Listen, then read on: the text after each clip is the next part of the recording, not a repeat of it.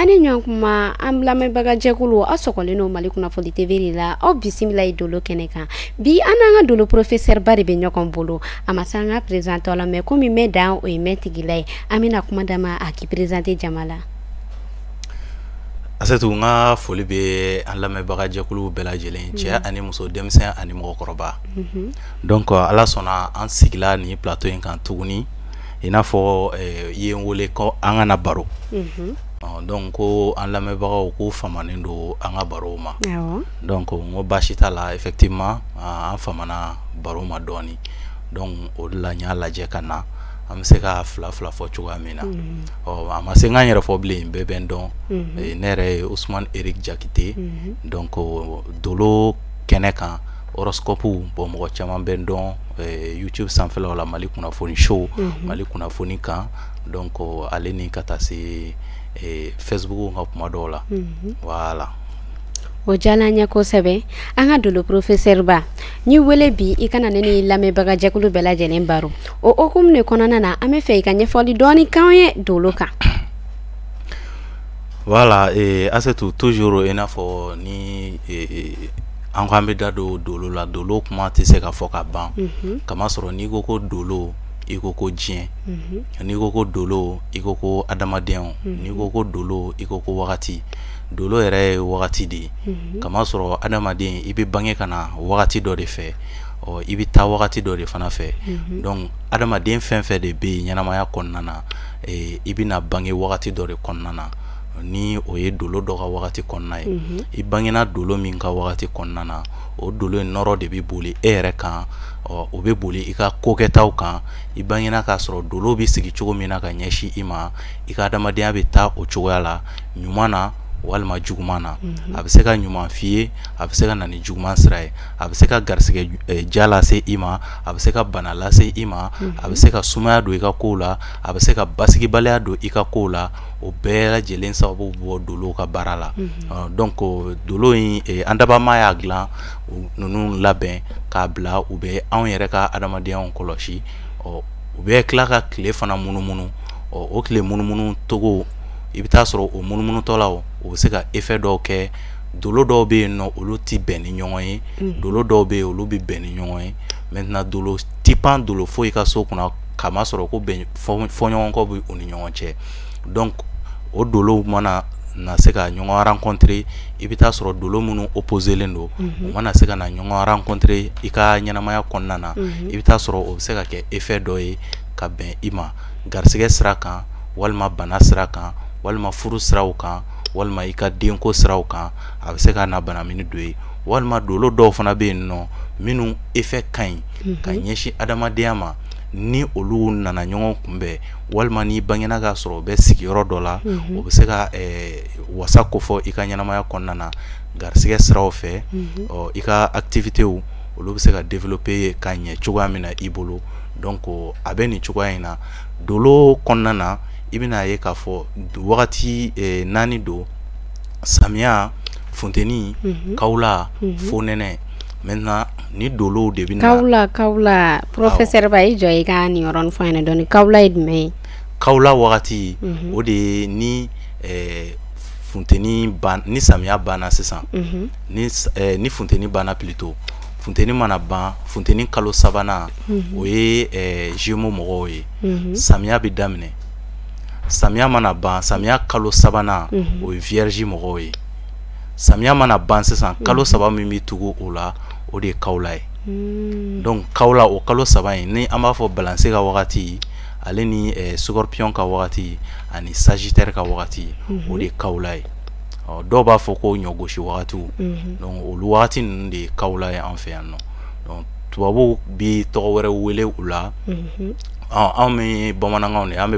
de mɛn yan nɔ o kama an bɛ a fɔ nin cogoya in na tan samiya ni funteni ni kawula ni fonɛnɛ mɔgɔ bɛ se k'a faamu cogoya min na i y'a faamu donc o ye a bɛ fɔ ko astrologie météorologie donc olu o wagati in kɔnɔ olu de bɛ wagatiw fana suma Dolo ninnu de bɛ a to an bɛ wagatiw ka tagama cogo dɔn samiya kɔnɔna na fiɲɛw ka kibaruyaw dɔn samiya kɔnɔna na ka taa se jiw ka kibaruyaw ma o ye an donnen météo kɔnɔna na donc n'i y'a ye hali météo bɛ fɔ dolo fana bi a kɔnɔna na astrologie médicale bɛ yen nɔ o ye a ye an bɛna kuma don yiriw fana na o la adamadenya yɛrɛ kɛnɛya siraw fana bɛ taa cogoya min na donc i bɛna ye o fana maintenant astrologie moderne bɛ yen nɔ min bɛ tali kɛ an bɛ minnu kɛ tan horoscope de la semaine minnu kɛ tan nɔ bon a ka ca astrologie n'i ye sira min kalan i bɛ kuma ni o yɔrɔ de ye bon i bɛ se ka dɔ dɔn nin na ka taa sɔrɔ i tɛ foyi dɔn nin na i bɛ se ka dɔ dɔn nin côté in fana na ka taa sɔrɔ i tɛ foyi dɔn nin na kama sɔrɔ a kɔnɔ c'est vague a ka bon fo ka taa fɔ a ka bon i y'a faamu donc i y'i basé yɔrɔ min kan i b'i ka ɲinini kɛ ka dan o degré la n'i b'a fɛ ka dɔ wɛrɛ fara o kan tuguni i bɛ se ka kalan wɛrɛw kɛ ka fara a kan ka se ka o don o ye dolo o de ye dolo ye ka se ka wagati dɔn e yɛrɛ ye jɔn ye dolo nacogo fɛ a bɛ dɔn dolo kɔnɔna na fɛn dɔ fana b'a a kɔnɔna na caractérologie donc caractérologie o fana ye sira ye i ka caractère ka e ye dɔrɔn donc i ka ko kɛcogo fɛ ani comportement yɛrɛ c'est-à-dire que i yɛrɛ i ka lamaga cogo fɛ i ka k'i lajɛ dɔrɔn i b'a dɔn caractère nasugu min b'i la ka se k'a dɔn e ye mɔgɔ nasugu min ye donc psychologie fana bi a kɔnɔna na psychologie ye ka jateminɛ approfondi ka se ki jateminɛw bonya ka analyse kɛ kunkolo kɔnɔna na i bɛna ye analyse ninnu k'u fara ɲɔgɔn kan ka se ka e yɛrɛ dɔn e ye mɔgɔ nasugu min ye donc o de la i bɛna ye k'a fɔ ni a fɔra ko dolo karamɔgɔ i bɛna ye k'a fɔ mɔgɔ don mɔgɔ min n'a ye normalement hali n'a ma se ka i dɔn à 100% a kan ka se ka 50% k'o dɔn i la sani aw ka baro kɛ donc hali foli cogo la donc i ni mɔgɔ bɛ se ka bɛn ni ɲɔgɔn ye aw bɛ se ka ɲɔgɔn fo n'aw ye ɲɔgɔn fo a tigɛ bi kɛ i tigɛ kɔnɔ cogoya min na a bɛ se ka hakilina dɔ fana di i ma a tigi ka kibaruyaw kan a tigi kɛcogoyaw yɛrɛ fana kan donc ni olu yɛrɛ ye mɔgɔ ye dɔrɔn o b'i dɔn quoi voilà o y'a ye n'i y'a kalan kɛ ka se degré dɔ la donc hali n'i ye mɔgɔ fo i b'a dɔn kama sɔrɔ tigɛ kɔnɔna lajɛli in filɛ nin ye dolo sira de don kama sɔrɔ i bɛ tigɛ kɔnɔna terrain minnu ye tan nɔ dolo sigiyɔrɔ dolo jaw de bɛ a tigɛ kɔnɔna côté bɛɛ la dolo jaw de kelen don k'a fa i b'a ye dolo dɔ bɛna o dolo nɔrɔ de bɛ se ka tigɛkonden dɔ janya ka dɔ surunya i y'a faamu i n'a fɔ tigɛkonden fitininin i bɛ taa sɔrɔ mercure dolo min bɛ kuma ni hakili ye ale bɛ se ka na a sigi yen fan dɔ fɛ n'a y'a sigi yen fan dɔ fɛ donc hali n'i y'a tigi tigɛ ye dɔrɔn i b'a dɔn k'a fɔ n'i ka faamuya barika ka bon kojugu walima i b'a dɔn k'a fɔ n'a surunyala ka se degré dɔ la i bɛna ye k'a fɔ nin ka faamuya ma bon kosɛbɛ o y'a ye mercure nɔrɔ tiɲɛna ka ɲɛsin ale ma a bange wagati donc a fɛn ninnu bɛɛ bɛ tila ka na don ɲɔgɔn kɔnɔ dolo sira kan kama sɔrɔ tigɛ kɔnɔna dɔnni a b'i b'a fɔ i bɛ ka to k'a tigi ka dolo kuma de ɲɛfɔ a ye donc ka taa se tamasiyɛn wɛrɛw ma n'o ye buguru turabu olu n'a a ɲɔgɔnnaw ye i bɛna ye turabudenw fana sigilen don dolow de kan ainsi de suite donc dolo a bɛ toucher nin fɛn ninnu bɛɛ la quoi voilà n'i ko ko dolo i ko ko wagati dɔnni i ko ko adamadenya i ko ko a bɛɛ bɛ dolo yɛrɛ ye ɲɛnamaya ye quoi voilà ni ɲininkali jala ye kosɛbɛ n b'a dɔn caman y'i ka faamuyali ta nin kɔnɔna na an bɛna ɲininkali min tɛngu i la sisan nɔ dolo professeur o de ye bangeni don ye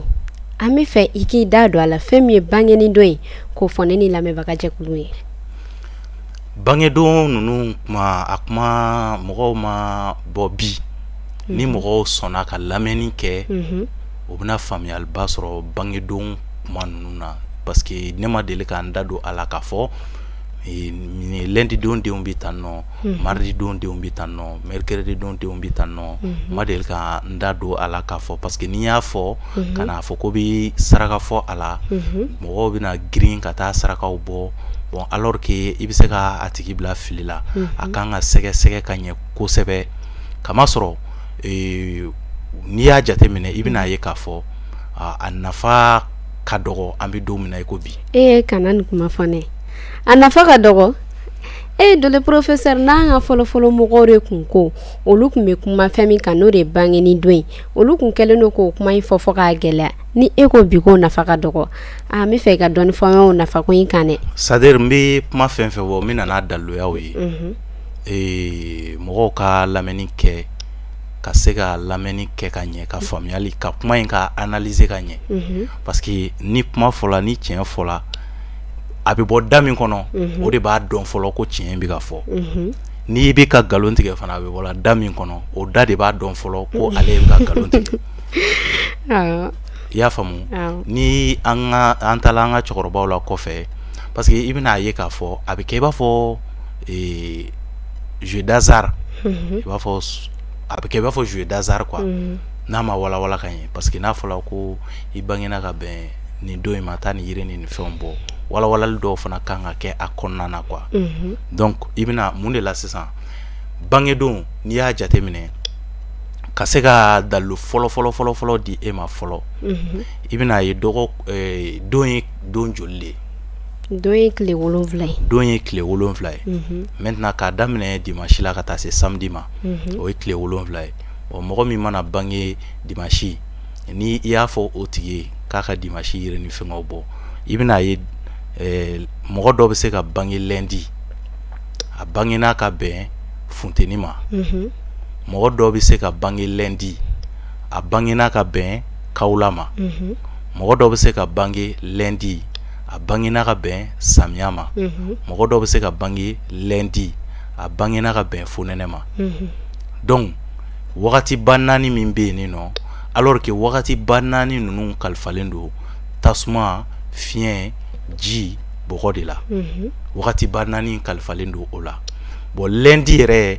ale yɛrɛ tɛnɛndon dolo de bɛ ale yɛrɛ mara o de n'o o ye gamariyo ye arabu b'a wele ten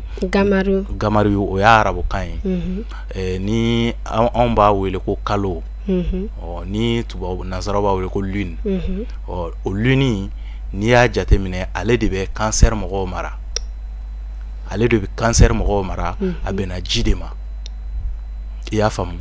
donc o bɛnna ji ma alors que an ye wagati minnu fɔ tan nɔ ji b'a la tasuma b'a la fiɲɛ b'a la bɔgɔ b'a la o bɛɛ dɔ bangena ka bɛn lundi ma dɔ bangena ka bɛn lundi ma a bangena sufɛ dɔ bangena ka bɛn lundi ma a bangena tilegan dirindire dɔ bangena ka bɛn lundi ma a bangena sɔgɔmada fɛ maintenant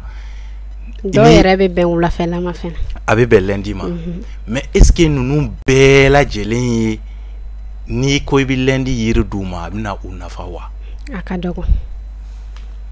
jamakulu bɛ kɛ jamakulu 7 de ye diɲɛlatigɛ kɔnɔna na diɲɛlatigɛ jamakulu man ca jamakulu 7 ye maintenant an bɛ don heure fana na i bɛna ye k'a fɔ ni an ye lundi ta walima ni an ye an ka don dɔ ta an ka kɛ samedi ye sisan den dɔ ka bange ka bɛn samedi ma maintenant pour que samedi yiriw samedi sarakaw samedi minɛnw ka mago ɲɛ ale ye a bangena samedi mun na f'a ka taa sɔrɔ a bangena ka bɛn samedi dolo tun bɛ ka baara kɛ a bange heure la n'o kɛla a bi n'ale ye samedi fɛnw ko a ye samedi sarakaw n'a a yiri n'a fɛnw a y'o sɔrɔ a bɛ kɛ a y'a ka don yiri ko bon alors que samedi kɔnɔna na dolo ninnu bɛɛ bɛ tɛmɛ samedi don samedi ni dolo min ni fɔɲɔgɔnkɔ b'u u ni ɲɔgɔn cɛ o bɛ bɛn lundi don dolo ma bon maintenant mɔgɔ min bangena samedi don lundi don ka heure la maintenant ale bangena k'a sɔrɔ lundi don dolo de bɛ ka baara kɛ ale bɛnna n'a ka heure jugu de ye a bangena samedi mais a bangena samedi mun na a bangena k'a sɔrɔ lundi don dolo de tun bɛ ka baara kɛ heure a ka heure a bangena k'a sɔrɔ lundi don dolo de tun bɛ ka baara kɛ a samedi alors que ni dolo fila ninnu dolo kalan kɔnɔna na i bɛna ye u bɛ ɲɔgɔn opposé donc a bangena ka bɛn n'a ka heure jugu ye a bangena samedi mais a bangena heure mun na a y'a sɔrɔ lundi don dolo tun bɛ baara la a bangena ka bɛnna maintenant lundi don dolo de tun bɛ baara la o heure in kɔnɔna na e ye samedi yiri di a tigi ma ka samedi sarakaw di a tigi ma maintenant a y'o kɛ a fari kan alors que a dolo fila a bangena dolo fila nɔrɔ bɛ ale la minnu bɛ ɲɔgɔn opposé maintenant a bangena a ye samedi a ye samedi don yiriw ko alors que a bangena heure min na o y'a sɔrɔ lundi don dolo tun bɛ baara la gɛlɛya dɔ nana parce que dolo min b'ale opposé o dolo in a bangena o ka heure de la bon a tilala a bangena heure min na o tɛna kɔ don ale la o kamasɔrɔ o dolo in nafa dɔ fana b'a ka adamadenya kɔnɔna na donc n'o ye lundi don dolo ye o nafa dɔ fana b'a ka adamadenya kɔnɔna na mais a ye samedi yiriw ko a bɛ mun kɛ a bɛna ni ko wɛrɛ tuguni o ye fɛngɛ dɔ ye maintenant pour que heure a nafa ka bon kosɛbɛ kosɛbɛ kosɛbɛ parce que heure fɛn fɛn bi tɛmɛ i bɛna ye k'a fɔ heure ninnu fana maralen don dolow fɛ donc heure bɛɛ n'a ka dolo don dolo bɛɛ n'a heure fɛnɛ heure bɛɛ n'a ka dolo de don tile journée kɔnɔna na an bi heure min na san i bɛ taa sɔrɔ dolo dɔ de bɛ ka baara kɛ san bon mais dolo fila tɛ baara kɛ heure kelen kɔnɔna na dolo fila ti non dolo bɛ na dolo fila ka jɛ ka baara kɛ heure kelen dɔ bɛ taa de dɔ bɛ na dɔ bɛ taa dɔ bɛ na dɔ bɛ taa dɔ bɛ na i y'a faamu donc mais heure kelen kɔnɔna na dolo fila ka baara kɛ yɔrɔ min na i bɛ taa sɔrɔ i bangena kalo min na déjà o bɛ k'e mara misali la i bangena ka bɛn fɛngɛ ma capricorne ma déjà sibiridon dolo bɛ k'i mara o bɛ k'i mara ka ban donc o ti bɔ i la quoi i bangena samedi fana donc i b'a ye samedi dolo kɛla fila ye i la e bangena samedi i nana bange tuguni wagati min na capricorne de fana bɛ k'i mara mais i tilala ka bɛn samedi ma tuguni bon maintenant i bangena ka bɛn heure min ma o de nana kɛ lundi dolo ka baara kɛ wagati donc ni e ye samedi yiri ko yan nɔ ni don i bɛ taa sɔrɔ a ti nafa ɲɛ ye a nafa bɛ dɔgɔya a nafa bɛ dɔgɔya bon pour que i bangena samedi yiriw n'a sarakaw ka nafa ɲɛ i ye i bangena samedi mun na o y'a sɔrɔ samedi dolo bɛ baara la ka bɛn o wagati ma walima i bangena lundi min na i ye lundi saraka ni a yiriw bɛ mago ɲɛ i ye ka taa sɔrɔ i bangena lundi min na i bangena k'a sɔrɔ lundi dolo bɛ baara la bon pour que nin ka fɔ e ye k'e ka heure ɲɛdɔn i b'a ye kuma caman heure nafa ka bon dɛ kosɛbɛ bon pour que nin ka fɔ e ye donc Mali yɛrɛ kɔnɔna na mɔgɔ min bɛ se ka nin heure ninnu woloma a mɔgɔ ka dɔgɔ quoi an kana ɲɔgɔn nɛgɛ n m'a fɔ a tɛ yen dɛ a bɛ yen nɔ yɛrɛ mɔgɔ damadɔ cogo di tantɔ kamasɔrɔ n'i y'a jateminɛ Mali yɛrɛ kɔnɔ dolo karamɔgɔ man ca ka s'o ma pourtant caman dun bɛ horoscope kɛ dɛ effectivement caman bɛ horoscope kɛ an tɛ da don o yɔrɔ ninnu bɛɛ la horoscope i bɛ caman b'a kɛ minɛ caman b'a kɛ mais pour que ka se ka dolo ka heure yɛrɛ dɔn parce que horoscope ko yɛrɛ fana na fɛn caman b'a kɔnɔna na olu an tɛ se a ma nɔgɔ quoi i y'a faamu horoscope yɛrɛ k'a kɛ a cogo yɛrɛ la dolo ka tagama cogoya yɛrɛ donc ni ko mina da don horoscope ko in yɛrɛ fana na a kuma bɛ caya y'a ye an ko o yɔrɔ in to yen ten cogo la n'o tɛ o kuma bɛ horoscope ko in a kuma ka ca quoi i y'a faamu dɔw bɛ n t'a dɔw bɛ horoscope n bɛ o de f'i ye a ma nɔgɔ quoi a ma nɔgɔ y'a ye donc n bɛ kuma ni n yɛrɛ de ye voilà n bɛ kuma ni n yɛrɛ ye o la n bɛ a ka ca la n b'a kɛ cogo minnu na n b'o de dɔn bon tɔw b'a kɛ cogo min n tɛ fɛn dɔn olu la voilà parce que an bɛ horoscope bɔ ni astrologie calendrier de voilà donc une fois n'i y'o ta dolo bɛ yen nɔ don min na o bɛ heure min na fɛn ninnu i b'a bɛɛ voilà donc an bɛ fɛn bon lundi mɔgɔ min bangena lundi i bɛ an ka kɛ samedi mɔgɔ min bangena samedi sisan nɔ samedi dolo bɛ na wagati dɔw de la bon a ka di n ye yɛrɛ ka heure ninnu bɛɛ fɔ mais ni heure ninnu yɛrɛ fana bɛɛ fɔ la bon i b'a ye caman heure ninnu fana bɛna ta tuguni k'a yɛlɛma k'a fɔ cogoya wɛrɛ la parce que n yɛrɛ siranna parce que déjà dɔw bɛ ka baara kɛ k'a fɔ ko ne ka kalandenw ye karamɔgɔ y'a ko ne ka kalan u bɛ mɔgɔw fɛ ko ne ka kalandenw ye donc o b'a to an bɛ siran ka fɛn dɔw fɔ mɔgɔ kana na bila fili modèle dɔw la i m'a ye donc ko ninnu ɲɛ ka ca kojugu i bɛna ye samedi don 0h1 o y'a heure fɔlɔ ye Saturne bɛna den min mana bange samedi don 0h1 wagati i bangena samedi i ye samedi dolo sɔrɔ n'i ko samedi yiriw la k'i ko samedi sarakaw la a nafa i b'a ye dolo in bɛ taa dolo wɛrɛw bɛ tila ka na tɛmɛ a bɛ tila ka na heure jumɛn tuguni a bɛ tila ka na 7h ni 8h furancɛ Saturne kelen bɛ tila ka na 7h ni 8h furancɛ a bɛ tila ka na 7h ni 8h furancɛ i y'a faamu den mun bangena samedi don 7h ni 8h furancɛ i ye samedi dolo i bɛnna ni samedi dolo heure i y'a faamu donc n'i ye samedi yiriw bɔ ka samedi sarakaw bɔ a bɛ nafa ɲɛ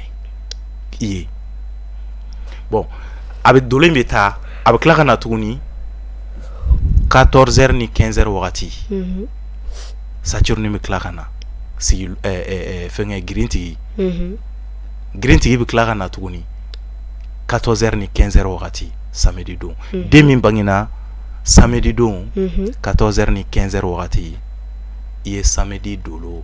i bangena k'a sɔrɔ samedi dolo bɛ baara la n'i ye samedi don sarakaw bɔ ka samedi don yiriw bɔ a bɛ mago ɲɛ i ye dolo in bɛ tila ka taa tuguni a bɛ tila ka na 21h ni 22h furancɛ ne hakili la nin ye heure kelen kelenw ye a bɛ taa donc n'i y'a faamu a bɛ nako 4 de kɛ tile kɔnɔ a bɛ nako 4 kɛ o tile kɔnɔ k'a daminɛ 0h 1h la ka taa se 21h 22h ma a bɛ na o nako 4 a bɛ n'o kɛ tile kɔnɔna na maintenant n'i bangena samedi 21h 22h furancɛ o b'a sɔrɔ samedi dolo bɛ yen n'i ye ko samedi yiriw la k'i ko samedi sarakaw la a bɛ se k'a mago ɲɛ i ye bon pour que e ka nin heure ninnu dɔn dolow ka heure ninnu dɔn e bɛna o dɔn cogo di voilà o y'a ye i bɛ dolo kalan i bɛ dolo kalan ka dolo ka tagama cogoyaw dɔn ka dolo ka heure dɔn donc i bɛ se ka mɔgɔ bilasira o niveau in na bon n'i ye a jateminɛ y'an ka cɛkɔrɔbaw fɔlɔfɔlɔ cɛkɔrɔbaw ka kumaw fɔ donc hali n'i y'a jateminɛ an bɛ don min na i ko bi waati tɛmɛnenw na fɛn caman tun bɛ yen nɔ ko tilala ka na évoluer tuguni ka fɛn wɛrɛw fɛn kuraw ka siraw ka dayɛlɛ a bɛ se ka kɛ opportunité dɔ bɛ yen anw y'a sɔrɔ olu ma o sɔrɔ olu chance ma se ka kɛ o la ɲininiw ka nɔgɔ anw ma bi o wagatiw ɲinini tun ma nɔgɔ olu ma kosɛbɛ donc u b'a kɛ ka dan bɛrɛ dɔ de la o tɛ tɛmɛ o niveau kan bon maintenant ni i tɛmɛna olu ka niveau kan donc i b'a ye i bɛ se ka mɔgɔ bila fili la voilà sinon o b'a kɛ ka dan niveau dɔ de la voilà normalement n'i ma ɲɛ i bɛ bangedon wagatiw fɔ ka heure fɔ ka fɛnw fɔ ka bangedon yiriw fɔ donc a tigi ka heure c'est très important n'o tɛ mɔgɔ min bangena samedi 6h ni 7h furancɛ la 6h ni 7h furancɛ la n'a y'a ko samedi yiri la a bɛ kɛ problème ye mɔgɔ min bangena samedi dɛ parce que o ye samedi don ka heure juguw de 6h 7h 6h 7h 13h 14h 20h 21h o ye samedi ka heure juguw de bon mɔgɔ min mana bange ni heure ninnu dɔ la kelen na ni e ye samedi fɛnw ta k'a k'i fari kan a nafa bɛ dɔgɔya donc pour que mɔgɔ ka se k'a dɔn nin yɔrɔ in kan ka i bɛ se ka problème ba yɛrɛ sɔrɔ a bɛ se k'i ka ko yɛrɛ jɔ donc a bɛ problème don i ka adamadenya la a bɛ se ka problème ba de don i ka adamadenya i b'a dɔn samedi dolo filɛ nin samedi dolo dɔw bɛ yen nɔ n'u ni dolo wɛrɛ bɛnna ni ɲɔgɔn ye u b'olu dolo nɔrɔ bɛ se ka ɲɛ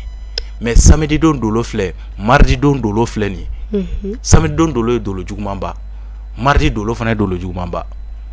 olu yɛrɛ samedi dolo yɛrɛ mana ni dolo fɛn fɛn mana fɛn kɛ ale bɛ tila ka o dolo nɔrɔ yɛrɛ fana cɛ donc samedi ka ko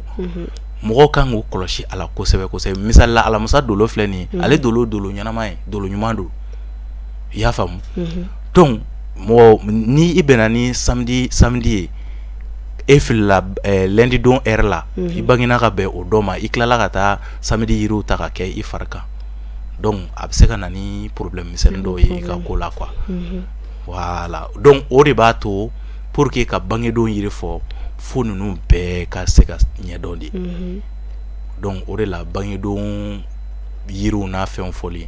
bangedenw denw bɛ kɛ tan nɔ ou bien u bɛ kɛ tan nɔ olu ye bakurubaw ye ou bien u bɛ kɛ tan nɔ ou bien u bɛ kɛ tan nɔ donc o de la ne ti kuma ale la kosɛbɛ. Mais si par exemple n'a sɔrɔ ni mɔgɔ dɔ bangela ka bɛn ni samedi ye sisan nɔ a t'a dɔn a bangela ka bɛn heure min ma o ta bɛ kɛ cogo di sisan nɔ. O ti so bɔ yan e bangena ka bɛn samedi e t'a dɔn e bangena ka bɛn e bangena hali ni b'i bange heure dɔn hali ni e b'i bange heure dɔn e bangena heure min na dolo min tun bɛ ka mara kɛ o wagati o heure kɔnɔna na e t'o dɔn bon mɔgɔ min bɛ ka bange don yiriw fɔ i ye ni o t'o dɔn donc finalement a bɛ samedi minɛnw de di i ma i bɛ o utiliser i fari la donc ni a sɔrɔla i bangena ka bɛn samedi heure dɔ de ma a tabarikala a ɲɛna mais n'a sɔrɔla i ma bange ka bɛn o dɔ ma i bangena ka bɛn heure wɛrɛ ma i n'a fɔ mardi ka heure ma a tɛ mago ɲɛ bon ni bangena ka bɛn lundi yɛrɛ ta ma ka tila ka samedi yiriw fɛngɛ a bɛ se ka problème yɛrɛ bila i ka fɛngɛw na a bɛ se ka ko caman la retarder yaya bon o dun fɛngɛ ninnu filɛ nin ye i mana to la ka o yiri ninnu k'i fari la n'a ye gɛlɛya k'i la parce que dolo ko de don n'a ye gɛlɛya k'i la a ka gɛlɛya a ka yɛlɛma dɛ solution foyi tɛ sɔrɔ o la a bɛ gɛlɛya yɛrɛ de f'i ka se dolo karamɔgɔ ɲɛnamaw ma minnu bɛ se k'i bɔ a dingɛ kɔnɔna na i y'a faamu n'o tɛ a ma nɔgɔ dɛ i bɛ coron quoi. O ɲininkali jala n ye kosɛbɛ an bɛna ɲininkali sabanan min tɛngu i la sisan nɔ o de ye dolo taamasiyɛn jumɛn b'a to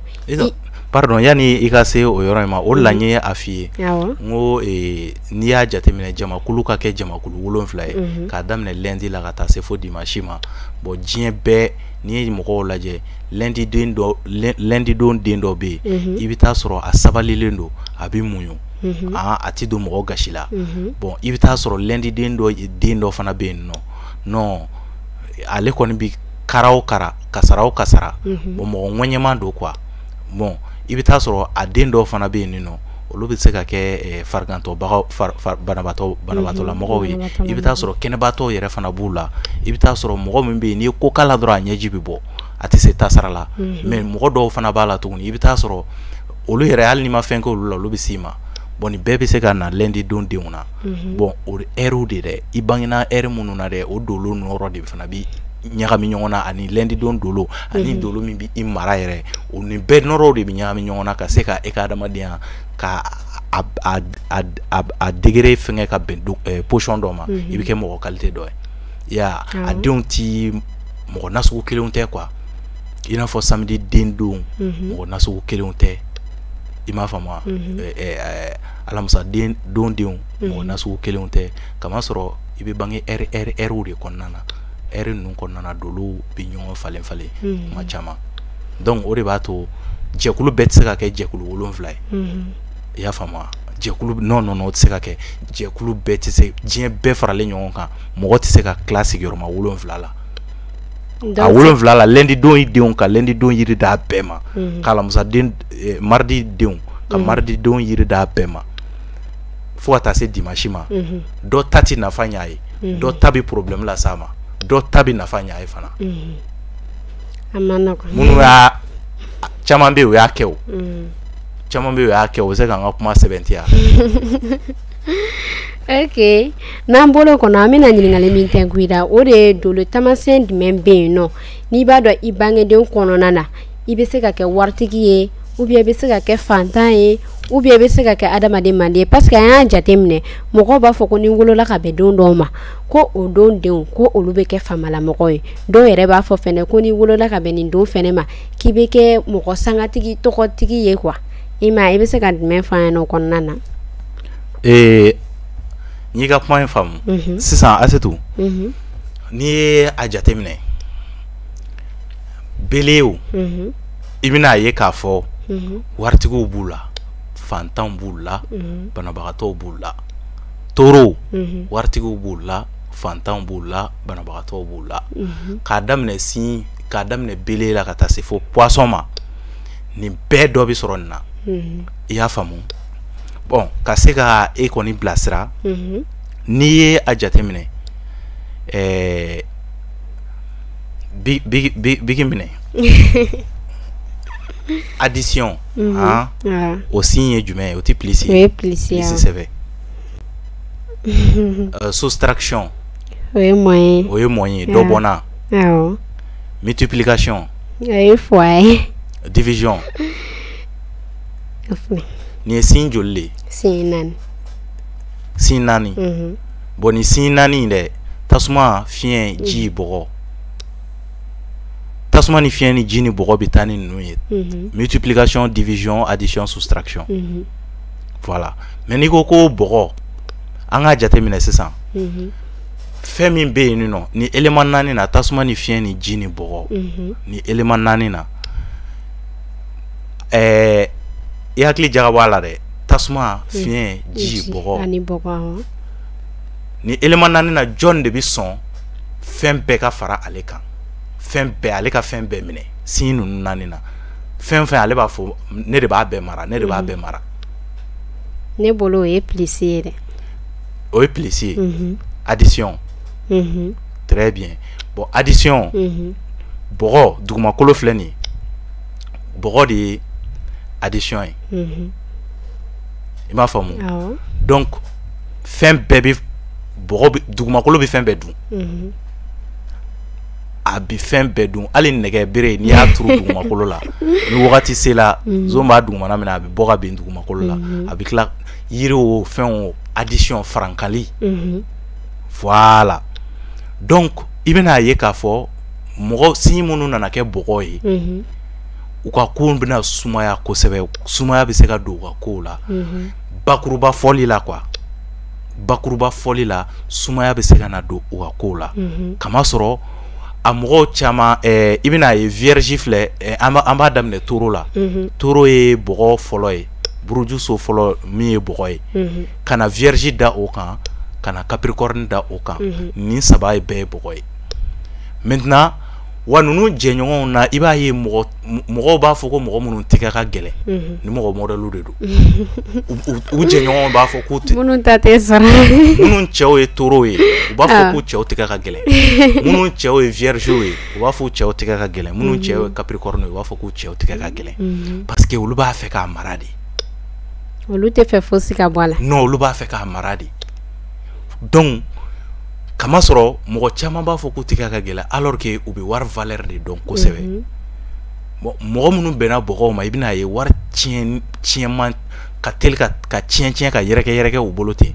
a daminɛ na a bɛ se ka kɛ i bɛna ye u bɛna hakilina dɔ sɔrɔ ka se k'u ka wari ye k'a lakana wa a bɛ ɲɛ u bolo fana u ka wariw i b'a ye a bɛna basigi bon n'i ye bakuruba la quoi bakuruba la donc o ye bɔgɔ ye bɔgɔ mɔgɔw ye donc tuma caman i b'a ye baara ka di u ye baarakɛlaw don jumɛn de bɛ wari lase mɔgɔ ma fɔlɔ fɔlɔ o ye baara ye bon bɔgɔ mɔgɔ ninnu i bɛ taa sɔrɔ baarakɛlaw don toro yɛrɛ kɔni non baara ka di toro ye a ba sigilen don baara ka d'a ye a tɛ fɛ ka don mɔgɔ gasi la mais n'a y'i haramuya ka ɲɛnamaya kɔnɔna na c'est fini u tilelen don ils sont honnêtes. Donc n'i y'a faamu wari ɲɛ ka di olu bolo kosɛbɛ wari bɛ se ka ɲɛ u bolo hali u ka baara la comptabilité b'a la finance b'a la u ka baaraw la quoi u bɛ wari olu bɛ wari manier cogo dɔn toro mɔgɔ ninnu généralement voilà mais i b'a ye u ti don mɔgɔ gasi la u ka ko mɔgɔ min don c'est à dire hali ni n'u jɛla n'i ma fili ta ka u sɛgɛrɛ et puis u bɛ se k'i tolérer siɲɛ caman koyi toro mɔgɔ bɛ se k'i tolérer siɲɛ caman mais une fois hali ni toro banna muso la c'est fini misi ni misi bɛ ka taa misi b'a kun tilenna ka taa misi gɛnna b'a ɲɛ tigɛ a bɛ kule ka n'a ma boli ka taa bere ka taa jɔ a ɲɛfɛ ka bere fɛkɛ a bɛ se ka direction changer o la sinon a b'a dɔn k'a fɔ ko misi gɛnna bɛ ka kuma ale fɛ mais a t'a ci ka k'a la a to ka taa o de y'a to ni mɔgɔ y'a f'i ma k'i misi a y'i nɛni kosɛbɛ non o kɔrɔ tɛ ko mɔgɔ minnu nana bɛn toro ma misi ka waleyaw o de b'u la nka misi ye baarakɛlaba de ye lagosili tɛ mais valeur dɔ de bɛ misi la ka se ka o valeur in o de y'a to misi a fɔlɔ ma ko toro ya baarakɛlaw don mais n'u bannila quoi ya mɔgɔ minnu tɛ don mɔgɔ gasi la u ka ɲɛgɛmɛ ma bɔ hali toro musomanw i b'a sɔrɔ u ba sigilen don i m'a faamu u basigilen don nka n'i ye toro musoman ye a ma basigi a bɛnna hɛrɛ min ma dɛ o dolo min bɛ yen nɔ n'o bɛ basigibaliya fɔ dɛ a bɛnna o dolo dɔ ka hɛrɛ ma donc basigibaliya fitinin dɔ bɛ kɛ ale n'i y'a musoman sɔrɔ i bɛna ye k'a fɔ a jɛɲɔgɔn yɛrɛ a teriw yɛrɛ b'a fɔ ko ko kabi i yɛrɛ furu la ko i y'an bɛɛ bila i b'a ye basigi de ka di olu ye nka basigi ka d'u ye cɛ minnu fana bɛ se k'u mara o cɛw de fana bɛ yen parce que n'a fɔra ko basigi ye toro musomanw basigilen don ni i girinna k'a fɔ ko olu basigilen don cɛ bɛɛ tɛ se ka u mara dɛ mɔgɔ minnu fana bɛ se k'u mara olu de fana bɛ yen i n'a fɔ a bɛ fɔ ko minnu yɛrɛ ma basigi yɛrɛ fana cɛ bɛɛ tɛ se k'olu fana mara mais minnu bɛ se k'olu fana mara bɛɛ ni marabaga de don donc o la i bɛna ye ni a fɔla sisan nɔ ka fɛn dɔ tiɲɛ destruction tiɲɛni o ye tiɲɛni ye bon fɛn jumɛn de bɛ yen nɔ n'i y'a jateminɛ ni a fɛn nana tasuma ni fiɲɛ ni ji ni bɔgɔ la déjà an ye bɔgɔ ta fɔ ka ban o ye farankali ye maintenant tiɲɛni fɛn jumɛn de bɛ yen n'a bɛ tiɲɛni kɛ o ye tasuma ye tasuma bɛ tiɲɛni kɛ bon ni a fɔla tiɲɛni a ti farankali kofɔ bilen a bɛ na ni jumɛn de fɔ sisan e yɛrɛ fɛ a bɛ na ni tilali ye tilali tɛ nka dɔ bɔli awɔ ka dɔ bɔ a la awɔ parce que n'i ye fɛn dɔ fara ɲɔgɔn kan sisan ka tasuma mɛnɛ a la o ye destruction de a b'a tiɲɛ de donc o ye ka dɔ bɔ a la parce que ni fɛn cayala a bɛ se ka yɔrɔ dɔ minɛ ka yɔrɔ dɔ to yen tasuma kɔni ti ɲɛni kɛ ale bɛ tiɲɛni de kɛ kuma caman nka a ɲɛni siraw fana bɛ yen nɔ nka nin yɔrɔ in na i bɛna ye tasuma yɛrɛ a bilalen don destruction hukumu de kɔnɔna na donc o ye dɔ bɔli ye moyen bon mɔgɔ minnu bɛnna tasuma ma bon i bɛna sɔrɔ mɔgɔ garisigɛbatigiw fana don o garisɛgɛ k'a fɔ ko garisɛgɛ salen don ou bien o garisɛgɛ jɔlen don non non non mɔgɔ garisɛgɛtigiw don voilà donc ni a ma ɲɛ ko olu garisɛgɛ ka ɲi i bɛna ye u tɛ se gestion kɛcogo la u mana garisɛgɛ sɔrɔ i b'a ye u bɛ tila ka don dépenses ni fɛngɛw na ya u mana sɔrɔ cogo cogo i b'a sɔrɔ occupation dɔ bɛna na dɔrɔn problème dɔ bɛna na dɔrɔn a bɛ yɛrɛkɛ u bolo mais u yɛrɛ ka kɛnɛ c'est à dire que u sigilen don wari ɲininaw don et puis u b'a ɲini cogo min u bɛ u bɛrɛmata sɔrɔ ten nka a bɛ tila ka to ka don dépenses la ka wari koron k'a bugun o ka gɛlɛn olu ma i y'a ye donc mais ni a nana se division ma sisan nɔ division ye ka tilan donc ni tilali fɔla i bɛ taa sɔrɔ e bɛ yan nɔ sisan nɔ an bɛ ka kuma fɛn dɔ de b'a ta la ka taa se fo fan wɛrɛw fɛ k'a caya an bɛ studio in de kɔnɔ yan nɔ mais i bɛ se ka i to diɲɛ fan 14 fɛ i b'a sɔrɔ k'a caya k'a tilan k'a fili ka taa donc fiɲɛ bɛ na ni o ye o de bɛ na i bɛna ye division an bɛ se ka kuma division kan yen nɔ tilali maintenant ni mɔgɔ minnu nana bɛn fiɲɛ ma donc toujours i bɛna ye u fana ka fɛngɛ u b'a fɔ k'u bɛ wari bɛ sɔrɔ cogo min na k'a bɛ taa cogo k'u t'a taa cogo dɔn mais u fana garisɛgɛw ka ɲi donc i b'a ye wariw mana sɔrɔ mana kɛ a bɛ yɛrɛkɛ ka b'u bolo u yɛrɛ fana t'a dɔn a yɛrɛkɛla cogoya min na maintenant ni sanji nana i b'a ye k'a fɔ ɲɔw bɛ falen nɛmaw bɛ kɛ bon mɔgɔw c'est à dire que kungo kɔnɔna bɛɛ bɛ kɛ binkɛnɛw ye fɛn bɛɛ bɛ lakuraya donc sanji mana na ɲɔw bɛ falen donc wolow bɛ kɛ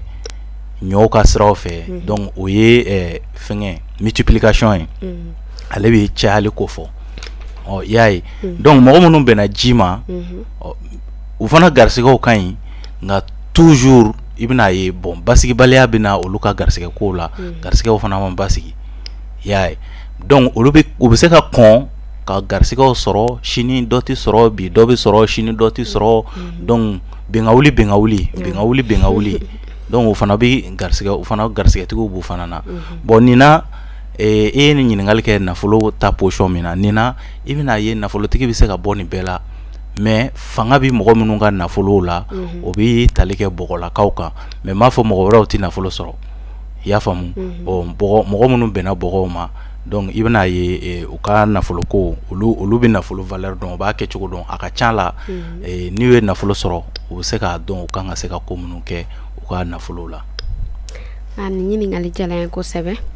N'an bɔla yen nɔ an bɛ fɛ ka ɲininkali wɛrɛ tɔ in la ni o de ye Asanda ye.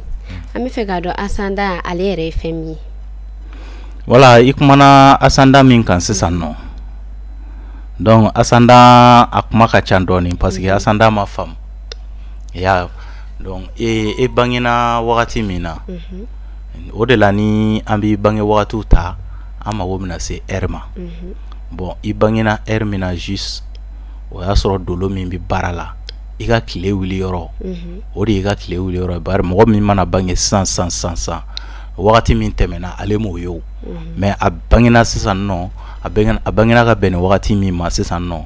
donc nin de bɛ k'a ka tile wuli kuma ye donc o heure in dolo dɔ fana bɛ yen nɔ min bɛ k'o mara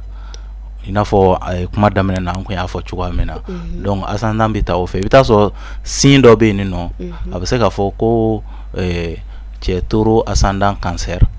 o bɛ se k'a fɔ sisan donc ascendant in cancer i bangena k'a sɔrɔ cancer dolo o de bɛ baara la a heure kɔnɔna na quoi i bangena heure min na juste i bangena k'a sɔrɔ o dolo in o de bɛ cancer dolo o de bɛ baara la donc a bɛ dɔn i bɛna ye k'a fɔ ɲɛ ka yeli la cancer jogow bɛna na k'i la mais ni i donna kɔnɔna yɛrɛ la ka ta tile kunbɛ ɲɛ min kan i ka sokɔnɔna na ka ta i maralen do dolo min yɛrɛ fɛ ka ta o la ka jigi ka na donc a bɛ sɔrɔ ka dɔn e yɛrɛ bɛnna tamasiyɛn min yɛrɛ fana ma donc mais ɲɛ ka yeli yɛrɛ la dɔrɔn i bɛna cancer mɔgɔw jogo dɔ y'a tigi la i bɛna ye mɔgɔ min do a masumanen do o mɔgɔ min do ko dɔw mana k'a la dɔrɔn i bɛ taa sɔrɔ a ɲɛjiw bɔ ka di mais ni i tilala ka don a ka fɛngɛ kɔnɔna na tuguni a yɛrɛ ye tamasiyɛn min ye tuguni i bɛ tila ka walawalali dɔw wɛrɛ sɔrɔ yen nɔ kama sɔrɔ i bɛna a ka Asanda in bi jate ale ka so fɔlɔ de fɛ a tile wuli yɔrɔ donc Asanda ka so o de bɛ k'a ka so fɔlɔ ye bon dolo min bi o so in kɔnɔna na donc o b'a a ninkankow fɔ a ka miiriya cogo o bɛna kuma ni olu ye i bɛna ye a ka deuxième maison so min tugulen do Asanda ka so la duguma n'o y'a ka deuxième maison ye donc o bɛ bɛn a ka garisigɛ ka koɲɛw ma a ka garisigɛ ka kibaruyaw olu bɛ dɔn yen nɔ donc dɔn ta fila bɛɛ la voilà donc i bɛna ye mɔgɔ dɔ bɛ se ka na ka kɛ bélier ye sisan nɔ a ka ascendant a bɛna kɛ a bɛna se ka bɛn ascendant balance ma ou bien a bɛ se ka na bɛn ascendant scorpion ma. Maintenant n'a kɛra ascendant kɛla scorpion ye i bɛna ye a ka deuxième maison bɛ kɛ sagittaire bélier ascendant sagittaire donc sagittaire ka so o ye a ka garisigɛ koɲɛw olu bɛ dɔn yen nɔ dolo min bɛ sagittaire mara yen nɔ o ye alamisadon dolo de ye donc alamisadon dolo dolo jate kɔnɔna na ale de bɛ kuma ni garisigɛ ye bon dolo ɲɛnaman fana don ni o dolo in nana sigi a ka so filanan kɔnɔna na ɲɛ ɲuman kan donc i bɛna ye k'a fɔ a bɛ na ni waleya minnu ye a bɛ na ni garisigɛ minnu ye a ma nin tigi bɛ se ka wasa sɔrɔ garisigɛ ko ta fanfɛla la wariko ninnu ta fanfɛla la i y'a faamu bon tagala ɲɛfɛ a ka kuma so min bɛ tali kɛ a ka communication ani mɔgɔw ka kuma ɲɔgɔnyaw kan ani a balimaw ni ɲɔgɔn cɛla fana o bɛna kɛ troisième maison ye i bɛ taa sɔrɔ dolo dɔw fana sigilen don yen nɔ o dolo dɔ bɛ se ka taa sigi yen nɔ mercure bɛ se ka na a sigi yen nɔ a ɲɛjugu kan donc a b'a yira k'a fɔ a tigi yɛrɛ tɛ se kuma na alors que kama sɔrɔ o so in kɔnɔna na ale bɛ kuma n'a ka kuma so kunnafoni so a n'a bangebagaw ni ɲɔgɔn cɛ olu ko bɛ cogo di dolo ninnu bɛ se ka na ni dolo minnu nana sigi yen nɔ donc o de bɛ se ka o kibaruya fɔ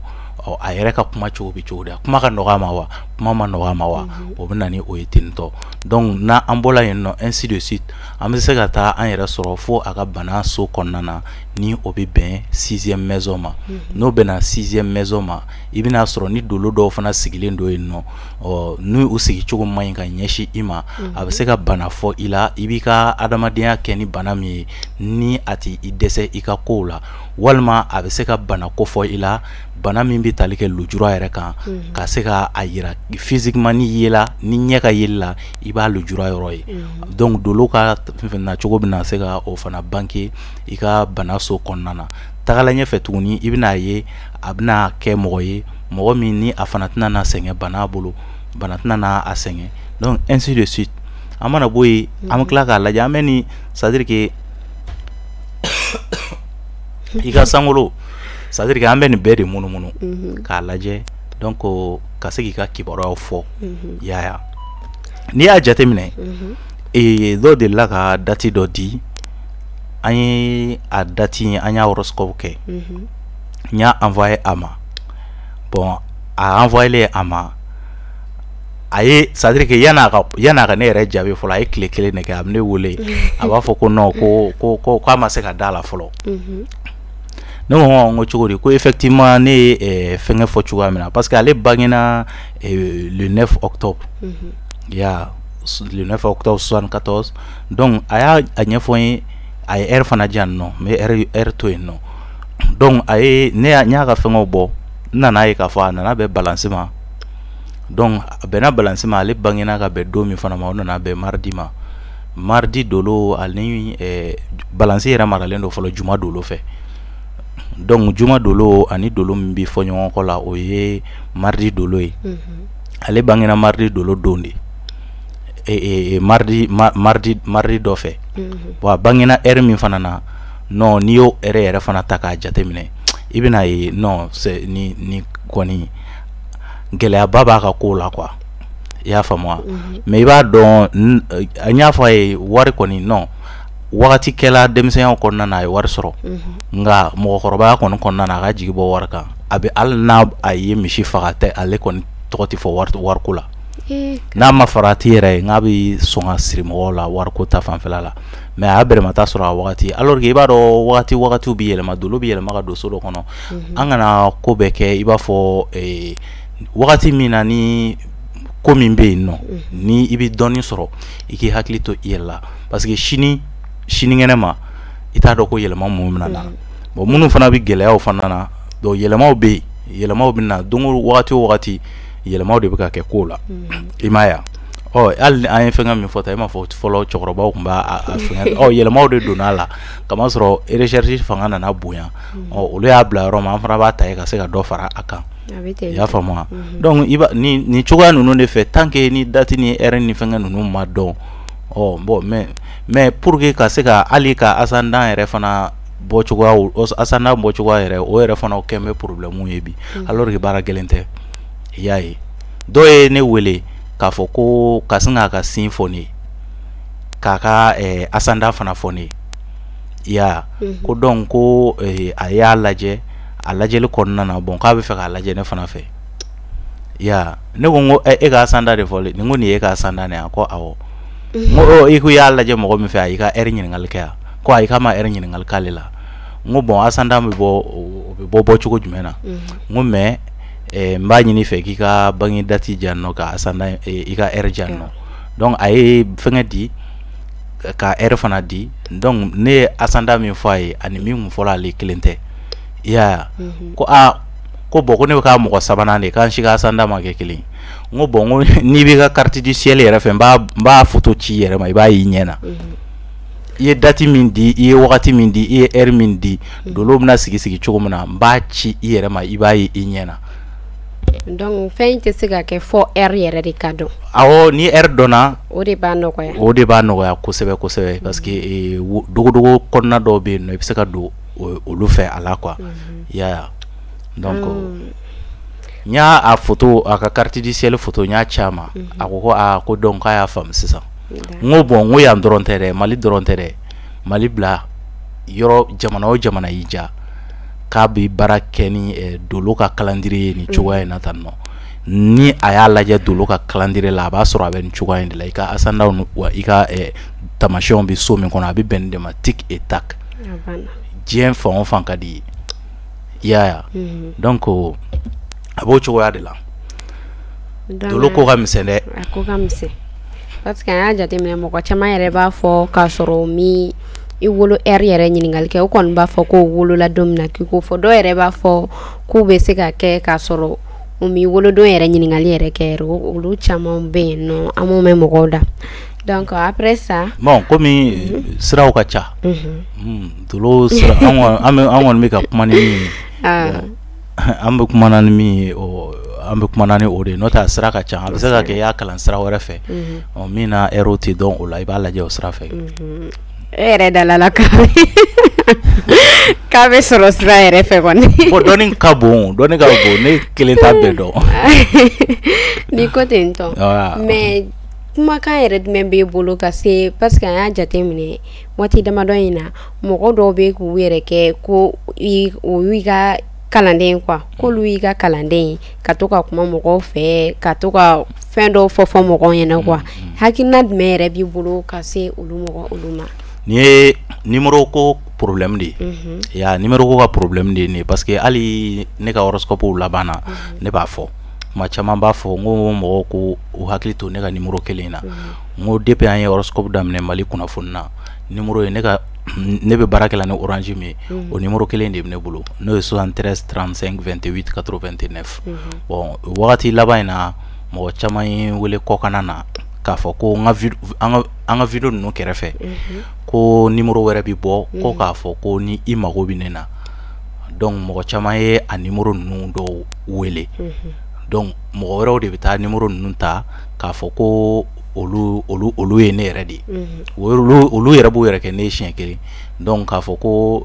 o bɛ taa euro ko kumaw ani dollar ko kuma fɔ mɔgɔw ye o de la n'i bɛ horoscope lamɛn kuma bɛɛ kan k'i hakili to a la kunnafoni minnu di horoscope laban na donc i ka to ka kunnafoni ninnu fana lamɛn parce que kunnafoniw b'a kɔnɔ n'i b'a lamɛn i bɛ faamuya sɔrɔ ka taa et puis fili dɔw bɛ yen nɔ i bɛ bɔ ko dɔw kalama a la ya donc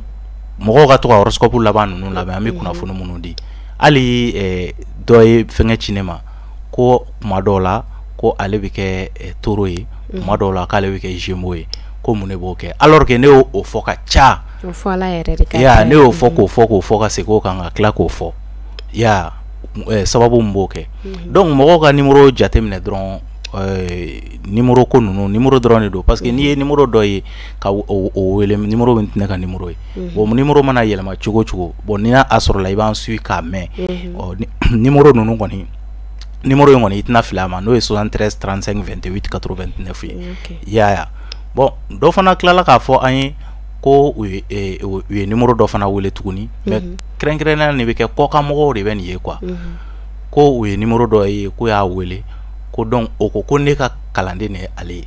donc ka se ka o fɔ bɛɛ ye bi kalanden tɛ ne bolo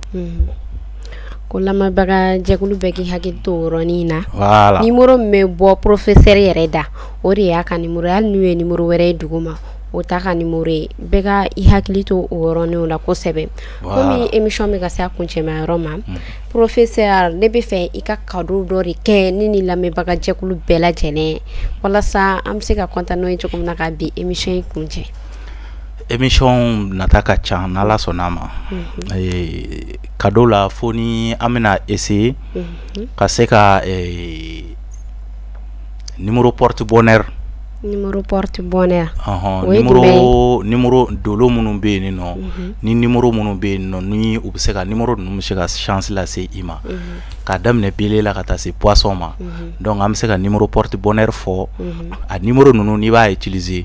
hali datiw la calendrier b'i bolo n'i bɛ se ka numéro ninnu utiliser a don ninnu k'a choisi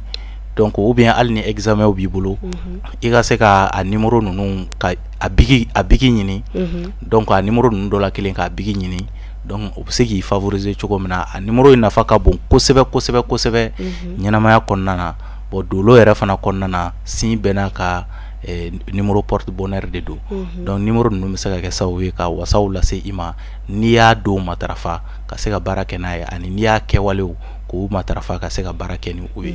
donc u b'i nafa donc n bi kuma to e bolo i ka an bɛ numéro an b'a bɛɛ fɔ ou bien a ka di ne ye i ka kelen de ta kelen bon sin i bɛ se ka sin dɔ di an b'olu ka numéro porte bonheur fɔ ok i bɛ se ka Gémeaux ta fɔ Gémeaux. Bon, maintenant, Gémeaux ka numéro porte-bonheur là, c'est ça. Et amba damne 6. Donc, Gémeaux ka hakli to 6 là. Encore yere ti Gémeaux de. Ay ne te Gémeaux. Mais ko Gémeaux la ka bela jelen ki hakli to numéro 6 là parce que Gémeaux de kunga ne me tiere la ne masika koy. E masika koy. Ne masika koy. Dum yala ka te ñoo jelen kala dege. Ko de ku kadale mais kale masika ke koy. Dumela ka wati ñoo jelenge dege Dumbia Kanté Fani Kanté yere koni Kanté te foyi professeur ani ga fara Fani la ka fana bedu mo ko ñene may donc numéro 6 numéro porte-bonheur la numéro 6 Gémeaux beki hakil ko hakli to la ko hakli to 9 la 6 ani 9 11 fana 11 ko hakli to la ka chandon 11 ko hakli to la ko Gémeaux kan yoroni note ko 7 19 9 11 19 19 25 ko hakli to 25 fana na an 34 35 47 60 voilà 60 ko hakli to lula o se ko deme ko sebe voilà ni o numéro porte-bonheur oui ka numéro porte-bonheur oui awo kado injala ko sebe komi émission c'est la kunchema roma maka fo city bolo kala si jamama donc maka mimbe no nga foli be la je baga je kulu che ani musoy mali kono mali koka et Suisse Belgique Chine et Guinée équatoriale fe ban la je fe ban wole kan fo ani Gabon fe ban wole kan fo nga foli bo bela jeli kugu sokolen to mali kuna foni na nala sonama amina kibara chama de di mo be se ka bo fili chama de la ni émission suil bi se ka ke sababu yi bo ko chama bare kalama fendo be no ita kalama kama soro amena ami fili do konnana bo ni ala sonama amina se ami anga nyini ato an sela ka mogo amena se ka mogo blasira ka bo fili mina donc amena o fo mogo yi donc bella jelenga se ka to ka an suivre kama soro dolo ko ka misen kojugu dolo ko ka misen fo ka ta fa ka misen nga fili munun ba konnana ambi dugo ke na autola kan suivre amena fili nunu amena la clean ka se ka o blasira nga foli bi mali dolo karamo bella jeli nga foli bi mali dolo karamo bella jeli fenfe bi ki bi barake dolo sira kan tienka nga foli bi donc munun fana akadi munun fana ye ka akala ka nyedo do na taw konna na ka se ka mo blasra donc amba fongo ka se ka courage ta nga fulu bu bela jele ne kon pour le moment ne ti se ka mo kala parce que ne ka bara dani te ale kelema ne ka baraka chanko jugu ya famu donc na sur la ko benen do lo kelema problème on ta la on ba essayer ka mo do former mais ni era ko meta kala de yala era bi min do lo era to parce que asanda no ni ibika question no bota nta do ce qui veut dire il fera intéresser le dolo là effectivement ndu nyebala o ga jidinga lumri do fene ndu nyebala malikuna fo na ndilla kana don la nya soro ibika mo ga san ki bara année jumain année de toro année de koki donc il faut ka mo fana blasra donc ça veut dire il fana ba koka donc il fana na donya fonya ala ko inshallah donc ore kundo amba fo be kam ni mi an la je baga bela jeli donc kina fonu me ngumbe no ka se ka fo ore kunyeni la mel baga je kulo akulo gere sege kala mi bi dolo kene kan ore kunyenyi foli belebele ba ko di maliku na foni na barakela bela jelima o kana nyine ka like ka abonner ka partager akambe chemere